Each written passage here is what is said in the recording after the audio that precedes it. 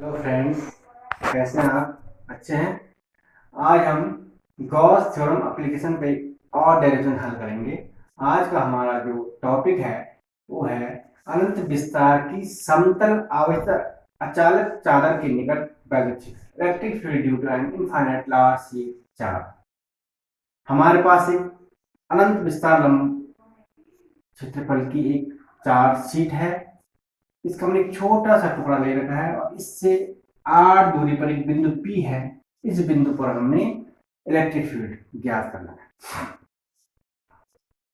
अब आप इसके लिए देखिए, सर्वप्रथम जो हमारे पास स्टेप फर्स्ट होता है, इस पृष्ठ P के चारों ओर एक गॉसियन पृष्ठ की हमने कल्पना करनी है। तो इसके लिए क्या करेंगे हम, आप देखेंगे हमारे पास एक छोटा टुकड़ा है चादर का और इससे r दूरी पर एक बिंदु P है। यहाँ पर हमने वैद्युत क्षेत्र की तीव्रता ज्ञात करनी है। तो इसको हमने इस तरह से इसको माना कि इसका यहाँ पर एक ये हिस्सा ये दिख रहा है और इस पे प्लस क्यू आवेश है। प्लस आवेश समान रूप से वितरित है। इससे r दूरी पर एक बिंदु P है और इस P बिंदु पर हमने वैद्युत क्षेत्र की तीव्रता ज्ञात करनी है। इसके लिए हमें कुछ मूलभूत आवश्यकता है, इनको आप देखेंगे। ये आपकी चादर की सीट है, इस पे हमने क्यू आवेश समान रूप से वितरित किया है।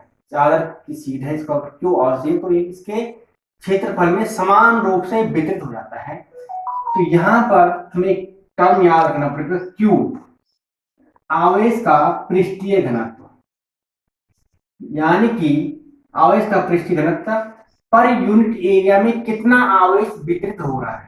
पर यूनिट एरिया में आवेश का कितना वितरण हुआ, इसको बोलते हैं आवेश का पृष्ठीय घनत्व। इसे सिग्मा से प्रदर्शित करते हैं। जो हमने सीट ले रखी, माना इसका एरिया है कैपिटल ए। अब हम देखेंगे यहाँ पर एक पी बिंदु यहाँ से आर दूरी पर और इस बिंदु पर हमने इलेक्ट्रिक फील्ड ज्ञात करना है। तो इसके चारों ओर गॉसियन पृष्ठ की हमें कल्पना करनी पड़ी। अब देखते हैं पृष्ठ किस आकृति का होना चाहिए। हमारे पास गॉसियन पृष्ठ होते हैं, बेलनाकार होता है, गोलाकार होता है। तो यहाँ पर हमने देख किस प्रकार का पृष्ठ बनना है, ये हमने इमेजिन करना है। तो यहाँ से यहाँ तक की दूरी P है, तो यहाँ इसको पीछे बढ़ाते हैं तो यहाँ से यहाँ तक की दूरी B R होगी। ठीक है। अब आप देखेंगे प्लस की आवश्यकता, तो ये इलेक्ट्रिक फील्ड इस तरह चल रहा है, समान रूप से चल रहा है। तो यहाँ पर भी इधर को इस तरह समान रूप से लेगा। अब हम माना इसके चारों ओर गॉसियन पृष्ठ की कल्पना कर रहे हैं, तो उस बेलनाकार पृष्ठ लेते हैं। तो बेलनाकार इसके चारों ओर इस तरह से पृष्ठ ले लिया हमने। ये आपका बेलनाकार गॉसियन पृष्ठ। स्टेप फर्स्ट हमने P बिंदु के चारों बेलनाकार गॉसियन पृष्ठ ले लिया। ये हमारे माना 4 मीटर। तो ये आकृति इधर से इसके बीच में मान सकते हैं, इधर से और यहाँ से इधर। तो आधा भाग इधर, आधा भाग इधर। तो अब आप देखेंगे ये बेलनाकार पृष्ठ की रचना होगी जिसे गॉसियन पृष्ठ कहते हैं। इसमें देखिए दो आपके समतल पृष्ठ हैं, ये आपके दो समतल पृष्ठ हैं और एक वक्र पृष्ठ है, वक्राकार पृष्ठ है। 3 पृष्ठ इसमें हो गए हैं हमारे पास, 2 समतल पृष्ठ और एक वक्राकार पृष्ठ। अब आप देखिए इस समतल पृष्ठ के कारण देखिए ये आपका आवेश, क्योंकि चार्ज पार्टिकल है तो आवेश यहाँ से इलेक्ट्रिक फील्ड बाहर की ओर होगा। ये आपका इलेक्ट्रिक फील्ड, ये आपका इलेक्ट्रिक फील्ड, इलेक्ट्रिक फील्ड बाहर की ओर।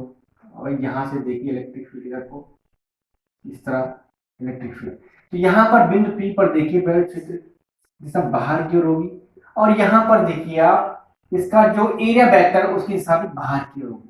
वैद्युत क्षेत्र E की दिशा बाहर की ओर और E की थीटा की दिशा भी, सॉरी वैद्युत क्षेत्र वेक्टर E की दिशा भी बाहर की ओर। तो इन दोनों के बीच में थीटा इक्वल कितना होगा, 0 डिग्री। ठीक, यहाँ पर भी निकालेंगे हम। तो यहाँ पर भी देखेंगे E की दिशा बाहर की ओर हो गई और जो आपका एरिया वेक्टर उसकी दिशा बाहर की ओर, थीटा इक्वल 0। तो आप देख रहे हैं प्रत्येक बिंदु पर E सिमेट्रिक आ रहा, मान समान आ रहा। E समान हो गया है और थीटा भी 0 डिग्री आ, थीटा भी समान आ रहा है। यहाँ पर भी हम देखेंगे तो E की दिशा बाहर की ओर, इसका जो एरिया वेक्टर आएगा उसकी दिशा भी बाहर की ओर होगी। एरिया वेक्टर हमेशा नॉर्मल होता है, जो आपका पृष्ठ है उसके नॉर्मल होता है। ये माना आपका पृष्ठ है, ये आपका पृष्ठ है, तो इसका इस पे जो नॉर्मल होगा वो एरिया वेक्टर शो करेगा। एरिया वेक्टर इसके नॉर्मल होता है। तो आप देखेंगे ये और ए की दिशा, ए और ए की दिशा समान है, तो यहाँ पर थीटा इक्वल 0। तो यहाँ पर भी ये आपका पृष्ठ, ये भी आपका सिमेट्रिक हो गया। आप तीसरा पृष्ठ वक्राकार पृष्ठ देखेंगे, यहाँ पर देखेंगे आप वैद्युत क्षेत्र ई की दिशा तो बाहर इधर की ओर है, ये आपका ई की दिशा आ गई। और जो आपका इसका क्षेत्र वेक्टर इसका पृष्ठ पर नॉर्मल होता है, तो ये आपका वेक्टर ए की दिशा आ गई। तो आप देखेंगे दोनों के बीच में 90 डिग्री कोण आ गया। प्रत्येक बिंदु पर हम देखेंगे, अगर यहाँ पर भी निकालेंगे तो ये वेक्टर ए की दिशा आ गई और ये आपका ई की दिशा आ गई, तो इनके बीच का कोण फिर 90 आ गया। तो थीटा भी बराबर आ रहा है और वैद्युत क्षेत्र की दिशा भी समान आ रही है, एक समान दिशा में, प्लस क्यू और से समान दूरी पर है, तो दिशा, तो ए का मान क्या होगा, समान होगा। तो ये कर्व भी आपका सिमेट्रिक आ गया, ये कर्व भी सिमेट्रिक आ गया। तो अब हमने जो हमारा नेक्स्ट स्टेप है वो वैद्युत फ्लक्स की परिभाषा के अनुसार क्या होता है, फाई ई इक्वल टू होता है हमारे पास, phi E equal to cross integration vector E dot ds equal to cross integration E ds cos theta. अब हम देखेंगे हमारे पास कितने पृष्ठ आ गए, दो समतल पृष्ठ है और एक आपका कर्व पृष्ठ है। तो हम इसको तीन हिस्सों में डिवाइड कर लेंगे। पहला जो पृष्ठ हमारे पास कर्व पृष्ठ है ई ds cos थीटा, और दो हमारे पास समतल पृष्ठ हैं, तो समतल फर्स्ट ई ds cos थीटा और समतल सेकंड ई ds cos थीटा। ये हमने तीन हिस्सों में, ये मान समान है, ये हमने दो समतल पृष्ठ एक कर्व पृष्ठ को इस तरह डिस्ट्रीब्यूट कर दिया है। तो अब आप देखेंगे क्योंकि ई का मान आवेश से समान दूरी पर ई यहाँ पर समान होगा। आप देखिए आप कर्व पृष्ठ में थीटा कितने 90 डिग्री है और cos 90 का मान कितना होता है 0। तो cos 90 का मान 0 होता है, पूरे का मान कितना हो जाएगा 0 हो गया। अब यहाँ पर आप देखिए समतल पृष्ठ में थीटा 0 डिग्री है, ई आपका बाहर आ गया, ई कांस्टेंट है और इंटीग्रेशन ds, और cos 0 का मान 1 होता है तो 1 हमने बाहर ले लिया है, प्लस यहाँ पर भी देखिए आप ई आपका कांस्टेंट ई हमने बाहर ले लिया, ds और cos 0 का मान 1 होता है, 1 हमने बाहर लिया। तो इस तरह से हमारे पास ये आकृति आ गई है। इसके बाद अगला स्टेप हम देखेंगे E vector E integration ds। अब आप देखिए आपका इंटीग्रेशन ds हमारे पास जो हमने आकृति ले रखी है उसका क्षेत्रफल देखेंगे, तो उसका क्षेत्रफल क्या आ गया, ये जो हमने क्षेत्रफल माना a माना, संपूर्ण छोटे पृष्ठ का क्षेत्रफल a हो गया, तो संपूर्ण का क्षेत्रफल कितना माना हमने a माना, तो ds का मान कितना आ गया a प्लस e a। तो ये आ गया हमारा phi E equal to 2 into E A, equation first. अब हम इसके बाद यहां पर अप्लाई करेंगे गॉस थ्योरम। तो गॉस थ्योरम क्या कहती है, phi E equal to Q upon epsilon 0, और क्यू का मान ज्ञात करेंगे, कैसे करेंगे अभी मैं बताता हूं आपको। क्यू आप देखिए समान रूप से एक आपकी चादर है अनंत विस्तार की, इसमें हमने क्यू आवेश दिया, समान रूप से आप पे वितरित हो गया, समान रूप से इस पर वितरित हो गया है। तो हमने अब ए एरिया में कितना वितरित हुआ इसका मान निकालना है, क्योंकि हमारे पास शीट है ए एरिया की है। तो मैंने आपको पहले टॉपिक बताया था सिग्मा का मतलब पर यूनिट एरिया में, मतलब एक यूनिट एरिया में, एक यूनिट क्षेत्रफल में आवेश बराबर क्यू, एक यूनिट क्षेत्रफल में आवेश कितना है क्यू है, ठीक है। तो हमारे पास क्षेत्रफल कितना है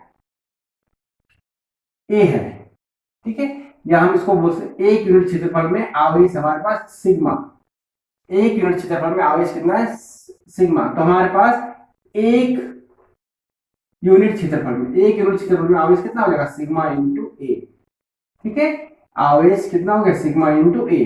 तो क्यू का मान हम कितना लिखेंगे इसमें सिग्मा इंटू ए, क्यू बराबर सिग्मा ए बटे एप्सिलॉन 0। इसको समीकरण 2 मान लें। यहां पर आपको पुनः समझा दूं, ये जो आपका सिग्मा है ये पर यूनिट एरिया में आवेश है, एक यूनिट एरिया में आवेश, एक यूनिट क्षेत्रफल में आवेश बराबर सिग्मा। तो आपका ए यूनिट क्षेत्रफल में आवेश कितना होगा, सिग्मा इंटू ए। ये आपका क्यू का मान हम रखा सिग्मा ए बटे एप्सिलॉन जीरो। अब आप देखेंगे समीकरण एक में फाई इक्वल टू ई है और समीकरण दो में phi equal to sigma A upon epsilon zero. तो समीकरण एक व दो से, समीकरण एक व दो से आप देखेंगे बाएं पक्ष समान है, दाएं पक्ष में क्या हो जाएगा, समान हो जाएगा। तो two E A equal to sigma A बटे एप्सिलॉन जीरो। तो ई इक्वल टू आ जाएगा, आप यहाँ देखें ए से ए कट गया तो ई इक्वल आएगा sigma upon two epsilon zero.